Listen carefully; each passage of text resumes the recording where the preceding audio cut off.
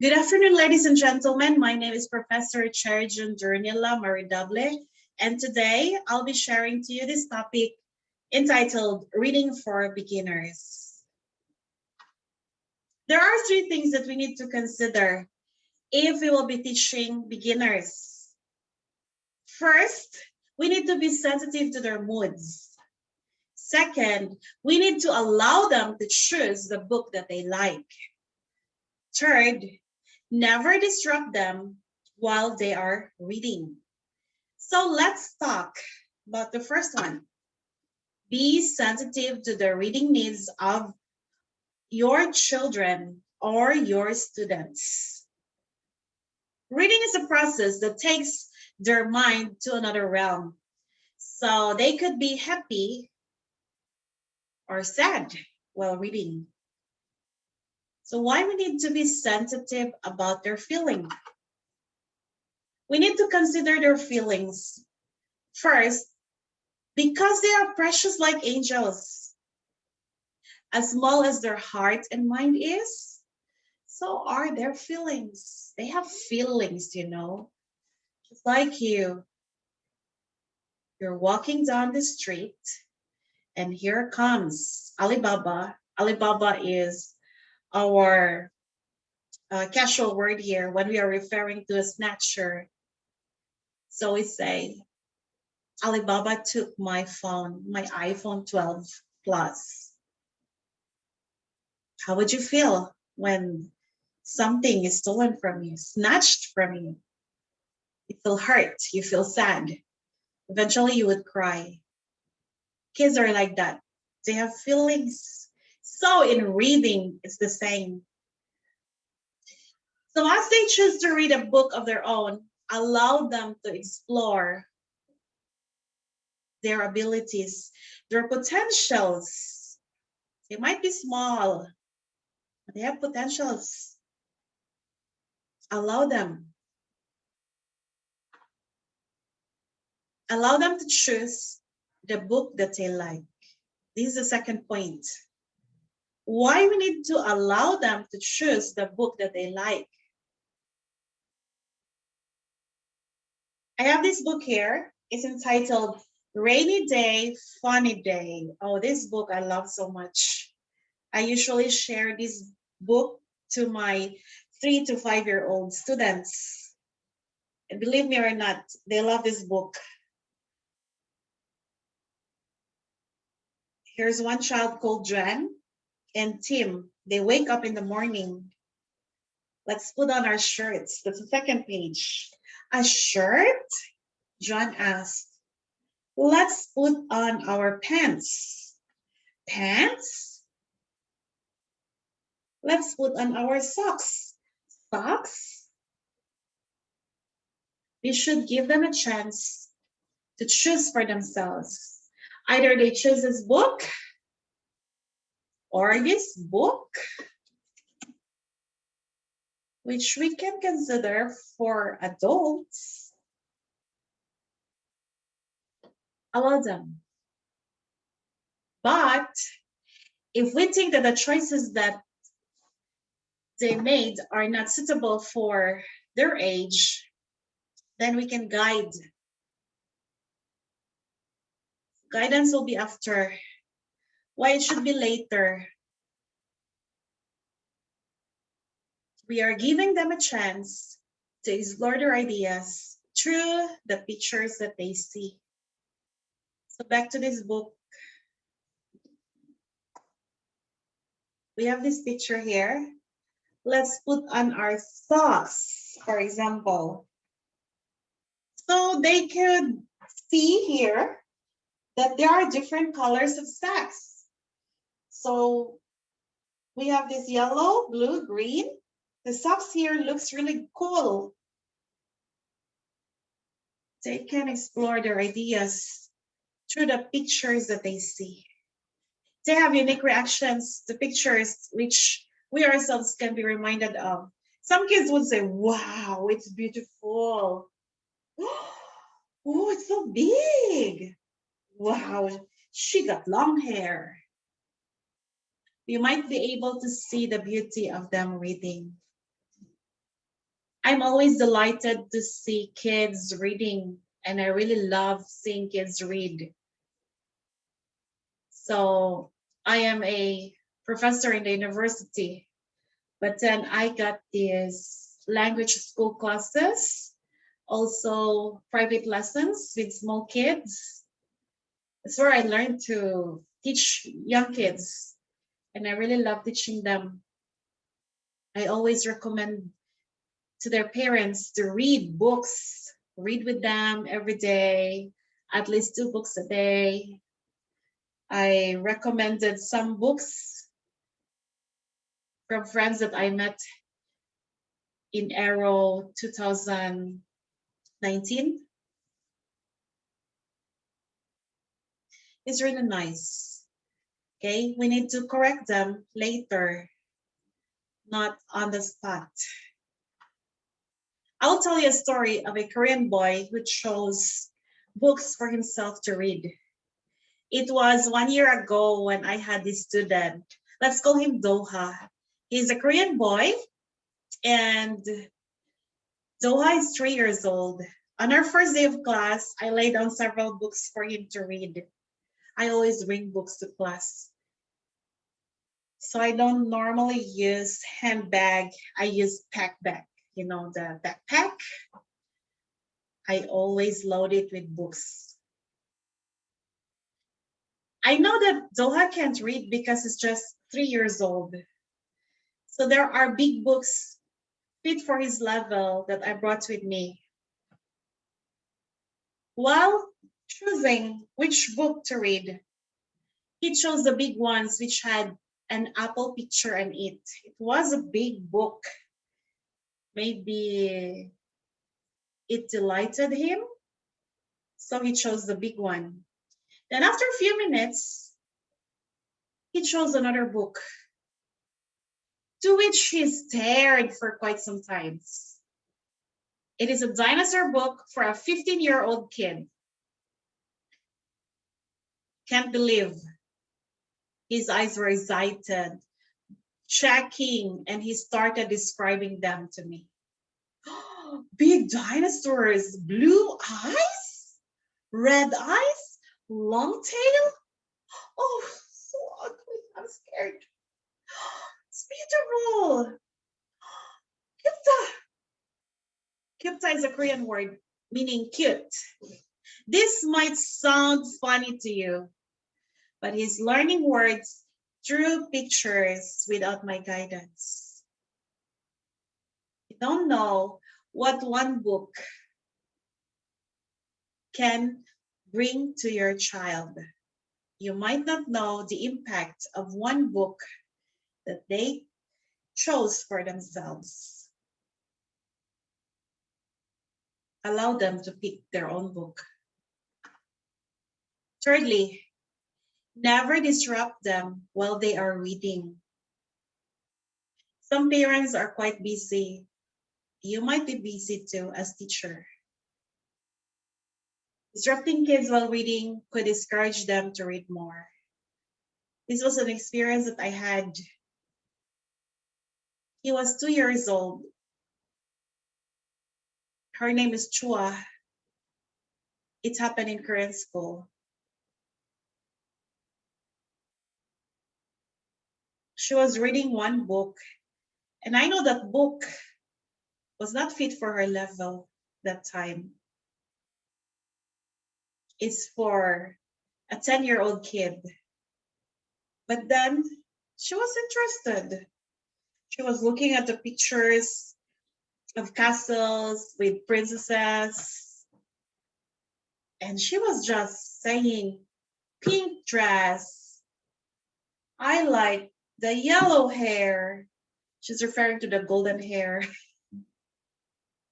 And then suddenly someone came, disrupt her. Then she lost track.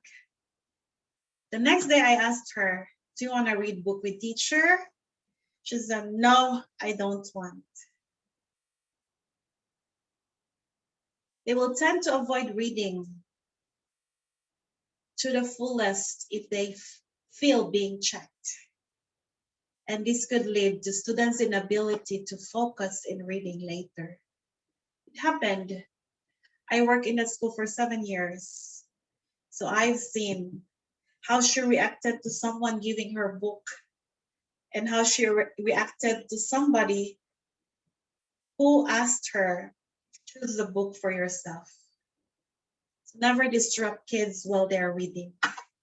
More importantly, how can we apply this to kids who don't know how to read? Let's say your student, your child, he or she can't read yet. What shall we do? What can you do? First, teach him or her the English alphabet. If it means to sing a song for them, the alphabet song, which you are very familiar with, A, B, C, D, E, F, G, H, I, J, K, L, M, N, O, P, Q, R, S, T, U, V, W, X, Y, and Z. Now I know my ABCs. Next time, won't you sing with me? If you will teach them to your kids, to your students, in a loving, cheerful manner, there's no point that they would love to listen to you. There's no point that you cannot get their attention. Even a 2-year-old kid can do that. A 3-year-old kid can do that. These days, I'm doing this virtual class with some kids. They're too small, 4 years old and 5 years old. And they're really zero English. So I have to prepare handouts like this. Have to teach them the basic ones. So we started learning the alphabet through songs, through pictures, until they get familiar. And I'm really hoping that after a few weeks they can read. Because most of my experiences in the past, kids can read before 1 month of training. After they master the alphabet, you can teach them how to master the sounds. Okay, the sound, vowel sound, consonant sound. So vowel sound, a, e, o, u. Allow them to master that first. Second, focus with the consonants. B, k, d, f, g, j, k, l, m, n, k, r, s, t, v, w, x, y, z. Master the sounds of each letter. Teach them patiently. I know it's not easy, but you can do it. Let's do this. Practice them with 2-letter words.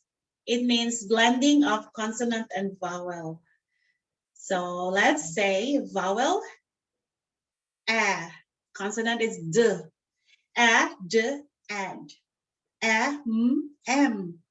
A, n, n. As, as.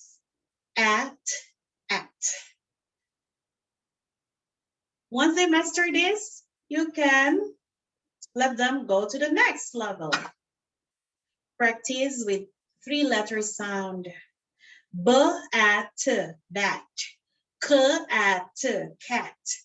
F, a, t, fat. M, a, t, mat. R, a, t, rat. V, a, t, vat. Then they will be ready after a few days to do the next step. Teach them phrases. The cat, the mat, the man, the rat, the hat. The can be considered a sight word. So teach them some sight words too. Eventually they can read sentences. The cat is fat. The mat is red. The man can run. The rat is on the mat. The man has a hat. Then you can ask them questions, follow-up questions like, is the cat fat? What's the color of the mat? Can you run like the man? If it's a picture book with sentences, then point the man. Check if they understand the sentence. The man can run. Ask them. The rat is on the mat. Where is the rat? You can expect the answer. It's on the mat. What if they can't fully understand in English? You can translate for them. But before you translate, ask them first. Do you know what is a rat? Maybe they will say, I don't know. Then you can describe more. It's something that you can see in your house that creeps at night. Some houses might have rats. I don't know with yours, but you can joke with your students, with your kids. The rat is on the mat. Do you know what is a mat? Sometimes you sleep on the mat. Next, go to the man has a hat. What's the color of the hat of the man? Finally, you can teach them how to read short story like this one. There was a man named John. He has a red car. Wow, red car. He drives to the farm. He loves to joke. So everyone loves him. Then you can point to the car. What is the color of the car? Can you remember the name of the man? What's the name of the man? You expect an answer. His name is Jan. Some kids would just say Jan. Then you can rephrase for them. He drives where? Where does he drive? They would say farm, teacher, farm. Farm, mom. He loves to joke. So everyone loves him. Why does everyone love John? And they would tell you, because he loves to joke. So these are easy steps which you can do with your kids, with your students. If ever you have this 4 years old to 7 years old, or maybe 8 or 9. Not all kids have the same level. So you can teach this to them, the basic ones. Okay, these are just preparation for them to love reading. Once a child can learn how to read, eventually that child will become confident. He will have this confidence to himself or herself. Then he or she will be interested in reading. So I know that it might sound challenging for you, but then if ever you will have questions related to my presentation today, I would love to answer it. Those questions that you have, you can simply contact me through this email address, coffeefellowship8@gmail.com. I will be delighted to answer your questions, to answer your queries, and I can share further my experiences in teaching young minds. Until today, I'm still teaching them. So I hope that you've learned something through this presentation. And I would like to thank you all for listening. And thank you for coming today to my session. Have a wonderful day, everyone. Goodbye.